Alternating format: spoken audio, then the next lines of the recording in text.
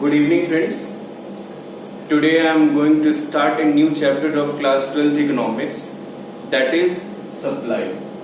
You can see on whiteboard the name of the chapter is supply. देखने सुनने में बहुत कॉमन नेम है सप्लाई, ठीक है। अच्छा, जब किसी भी हम फ्री एंटरप्राइज इकोनॉमी की बात करते हैं, when we talk about the free enterprise economy or free economy, तो प्राइस दो कारणों से डिटरमाइन किया जाता है। किन किन किन कारणों से? Price determined by the two valid reasons. Okay, कौन कौन से वो रीजंस हैं? पहला क्या है? डिमांड है। First one is demand and second one is supply. तो पहला चैप्टर हम लोग क्या है? चैप्टर नंबर 2 डिमांड बहुत अच्छे से पढ़े। डिमांड की एक टॉपिक को हमने पढ़ा, इलास्टिसिटी ऑफ डिमांड को पढ़ा। डिमांड के सारे कंटेंट्स को टॉपिक वाइज वीडियो है, अगर आप देखना चाहते हैं तो प्लेलिस्ट में सारे वीडियोस लाइन बाय लाइन लगे हुए हैं, आप जाके उसको देख सकते हैं, समझ सकते हैं, ठीक है। अब प्राइस की जो इंट्रैक्शन है, जो प्राइस डिटरमाइनिंग की इंट्रैक्शन है, जो दूसरा रीजन है क्या? सप्लाई। उसको आज हम पढ़ने जा रहे हैं, स्टार्ट करने जा रहे हैं अपने इस लेक्चर में, अपने आज के अपने इस वीडियो में। तो क्या होता है सप्लाई, मीनिंग क्या होती है इसकी? सबसे पहले हम इस चीज को समझेंगे। What is the meaning of supply? What do you mean by supply? Okay, अब जैसे एक बात करते हैं हम, क्या? जैसे मेरी एक दुकान है, ठीक है, दिस इज द शॉप, और किसकी दुकान है? बुक्स की दुकान। इधर लाइन से बुक्स लगी हुई है, ये सारी बुक्स लगी हुई, ठीक है ना। बुक्स किसकी दुकान है? बुक्स की दुकान। ओके, एक बुक मैं बैठ के यहां पे पढ़ रहा हूं। कोई बुक है और उसको मैंने खोल रखा है और यहां पे बैठ के मैं पढ़ रहा हूं, ठीक है। ध्यान से समझिएगा इस चीज को, आपको meaning of supply automatically clear हो जाएगा। तो एक बायर आता है मेरे पास और क्या कहता है कि मुझे ये बुक चाहिए। मुझे ये बुक, सारी बुक्स को नहीं देखता है, क्या कहता है? मुझे ये जो आप पढ़ रहे हैं ये वाली बुक चाहिए, but I am not ready to sell to this product, ठीक है। मैं दुकान पे है, दुकान पे मेरी बुक है, तमाम बुकें लगी हुई है, बहुत सारी बुक्स है, बहुत सारा दोनों तरफ बुक्स लगी हुई है, ठीक है। लेकिन इन किसी बुक्स में ये वो नहीं कहता है, क्या जो मैं पढ़ रहा हूं उसी बुक्स को मांगता है। तो क्या ये सप्लाई है? क्या ये सप्लाई है? और I am not ready to sell to that books, मैं उस बुक को बेचने के लिए उस बायर को क्या हुआ? रेडी नहीं हूं, चाहे वो मुझे कितना भी प्राइस दे। जो मेरे हाथ में बुक है उस बुक को मैं बेचने के लिए रेडी नहीं हूं, ठीक है। अच्छा, तो क्या ये सप्लाई है? डेफिनेटली ये सप्लाई नहीं है। क्लियर? अच्छा, सप्लाई के डेफिनेशन में क्या क्या कंटेंट्स होने चाहिए? आइए देखते हैं सप्लाई का डेफिनेशन क्या होता है। होता क्या है? कैसे डिफाइन करेंगे सप्लाई को? क्या? Supply refers to quantity of a commodity. क्या? Supply refers to quantity of a commodity, means how much quantity you are taking, how much quantity you are buying, how many quantity are you are buying, okay ना। means quantity should be defined, okay ना। quantity क्या होनी चाहिए? Define होनी चाहिए, कितनी quantity आप ले रहे हो, 10, 20, 50, 100, 1, 2, 3, मतलब ये अकॉर्डिंग टू यू, ओके। तो मैं बात कर रहा हूं जो सप्लाई की डेफिनेशन आप कैसे इजियर तरीके से बना लोगे, ठीक है ना। बुक्स में जो डेफिनेशन दी रहती है वो थोड़ी सी डिफिकल्ट लैंग्वेज में दी रहती है। आप इस डेफिनेशन को लिख सकते हो, नोट कर सकते हो और अपने नोट्स को प्रिपेयर कर सकते हो सप्लाई के जो नोट्स है, ओके माय डियर स्टूडेंट्स। तो आप देखिए क्या है सप्लाई रेफर्स टू, क्या कहता है? Supply refers to quantity of a commodity, means quantity define होनी चाहिए, how much quantity you are taking, that a firm, कौन? एक फर्म जो बिजनेस है, जो business firm is willing and able to offer for sale. क्या है? मतलब वो फर्म उस प्रोडक्ट को रेडी हो बेचने के लिए या फिर सेल के लिए उसको ऑफर के रखी हो।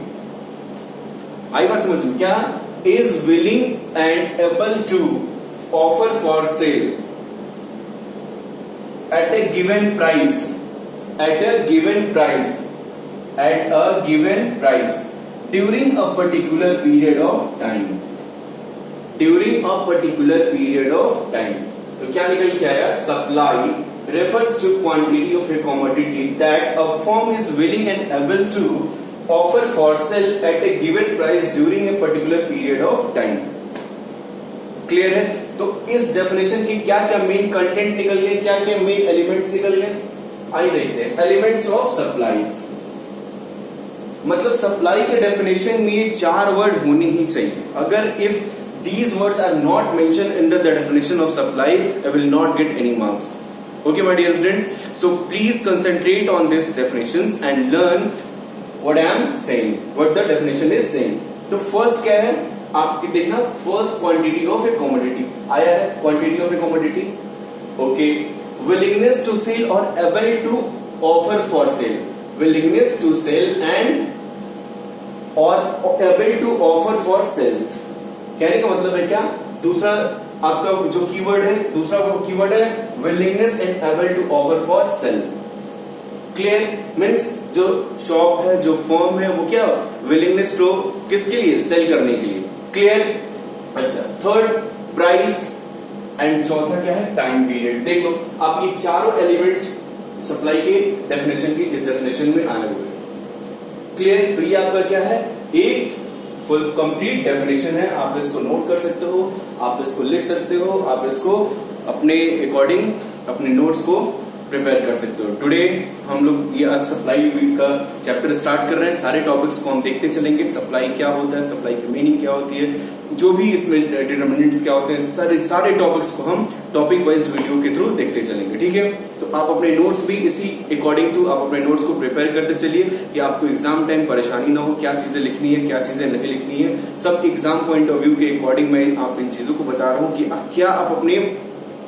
क्या अपने नोट्स में आप मेंशन कर सकते हैं, क्या आप अपने बोर्ड्स के पैटर्न, क्या आपके बोर्ड्स के आंसर में क्या क्या किन चीजों को आप लिखेंगे तो आप उसके अकॉर्डिंग आप मार्क्स को पाएंगे। ठीक है ना? क्योंकि इकोनॉमिक्स एक बहुत ही थोड़ा सा टेक्निकल सब्जेक्ट हो जाता है, बच्चे बिहेवियरल लैंग्वेज यूज कर देते हैं जिसके कारण उनके मार्क्स बहुत कट जाते हैं। तो हमें इस बात को समझना हो, ठीक है, कि हमें क्या लिखना है डेफिनेशन में, मेरे आंसर क्या होने चाहिए, और जब तक आप इन चीजों को नहीं लिखेंगे आप कंप्लीट मार्क्स या फुल मार्क्स नहीं पाएंगे अपने आंसर में। तो इस चीज को हमें बहुत ध्यान से समझना है। ठीक है? तो सप्लाई का डेफिनेशन समझ में आ गया। Supply refers to quantity of a commodity that a firm is willing and able to offer for sale at a given price during a particular period of time. Clear? Any doubt? Okay, अब बात करते हैं, 2 terms आते हैं। क्या पहला terms क्या आ जाता है? पहला टर्म क्या आ जाता है? वो क्या है? एक आता है सप्लाई और दूसरा क्या होता है? Stock. First term is supply and second one is stock. First one is supply and second one is stock.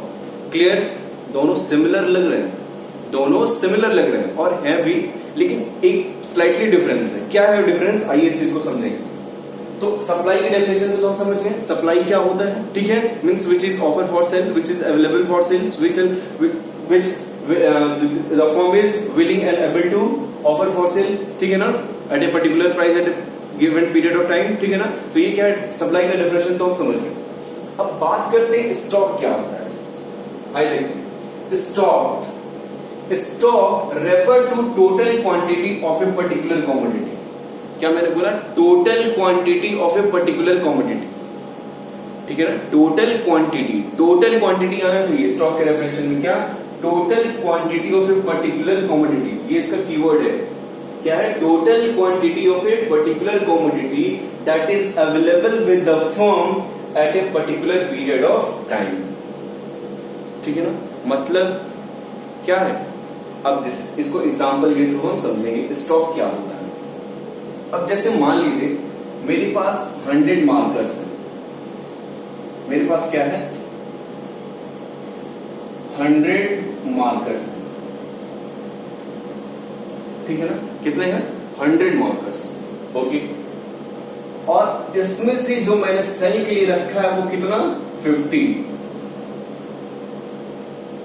50 marker मैंने सेल के लिए रखा है। तो ये जो 50 मार्कर है ये मेरी क्या हो जाएगी, सप्लाई हो जाएगी। और टोटल क्वांटिटी, मैंने क्या बोला ध्यान से देखिएगा, total quantity of a particular commodity, ठीक है ना, total quantity of a particular commodity means ये जो 100 मार्कर्स है, टोटल क्वांटिटी कितनी है, ये 100 मार्कर्स है, क्या है वो मेरी स्टॉक है। स्टॉक एक वाइडर टर्म है कंपेयर टू सप्लाई। ध्यान रखिएगा, स्टॉक क्या है, is a wider term compare to supply. Stock में हम टोटल कमोडिटी को लेते हैं, लेकिन सप्लाई में क्या लेते हैं, एक लिमिटेड कमोडिटी, जिस कमोडिटी को हम क्या कर रहे हैं, जिस लिमिटेड क्वांटिटी को लेते हैं, जिस क्वांटिटी को हम सेल कर रहे हैं, जो अवेलेबल है सेल के लिए। अब मेरे पास 100 मार्कर्स मेरे स्टॉक में है, लेकिन हम उसको बेचने के लिए कितने रेडी, मात्र 50 मार्कर्स ही, हम only 50 markers are selling. So this is the supply and this is the stock. Getting all? So it is clear that difference between supply and stock you can note down in your notes. Okay. अब हम बात करते हैं types of supply की बात करते हैं, ठीक है ना। उम्मीद करते हैं डेफिनेशन समझ में आ गया, एलिमेंट समझ में आ गया। डेफिनेशन ये एलिमेंट्स मैंने ऊपर लिखा है, ठीक है ना, ध्यान रखिएगा। उसके बाद स्टॉक, सप्लाई और स्टॉक का डिफरेंस समझ में आ गया। अब बात करते हैं क्या टाइप्स ऑफ सप्लाई की। How many type of supply? There are 2 type of supply. क्या type of supply, types of supply. Okay, there are 2 type of supply. First one is individual supply and second one is market supply. ध्यान आया कुछ demand chapter में? Individual demand, market demand. क्या होता है individual demand, market demand? Clear? तो वहां तो कस्टमर थे, एक कस्टमर, इंडिविजुअल डिमांड, सारे customers in a market, all customers in a market, वो क्या आता है मार्केट डिमांड, ठीक है। अब ऐसे ही क्या है टाइप्स ऑफ सप्लाई में, there are 2 type of supply. First one is individual supply and second one is market supply. First one is individual supply and second one is market supply. इन सब सारी चीजों को आगे हम नेक्स्ट लेक्चर में बहुत अच्छे से देखेंगे, ठीक है। अभी हम डेफिनेशंस बस देखेंगे, क्या है डेफिनेशंस, क्या है types and types of supply में आप क्या चीजों को लिख सकते हैं? पहला, इंडिविजुअल सप्लाई की डेफिनेशन क्या है, आप क्या लिख सकते हैं इंडिविजुअल सप्लाई की डेफिनेशन में? इंडिविजुअल सप्लाई रेफर्स टू, क्या है, individual supply refers to quantity of a commodity, quantity of a commodity which a firm is willing to produce and offer for sale at a particular price during a particular period of time. ठीक है।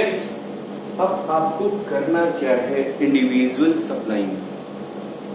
Supply का definition याद हो गया, इसके आगे क्या लगा देना है? A firm.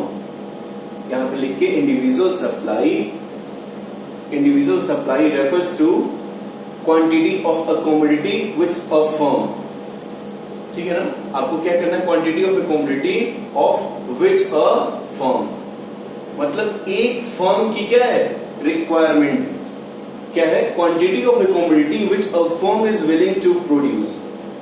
मतलब कोई पर्टिकुलर फर्म, एक फर्म जो सप्लाई कर रही है, जो सेल आउट कर रही है, कस्टमर की मैं बात नहीं कर रहा हूं, मैं फर्म्स की बात कर रहा हूं, जो बिजनेस, जो मैं शॉप्स की बात कर रहा हूं, जो प्रोडक्शन हाउस की बात कर रहा हूं, ठीक है ना।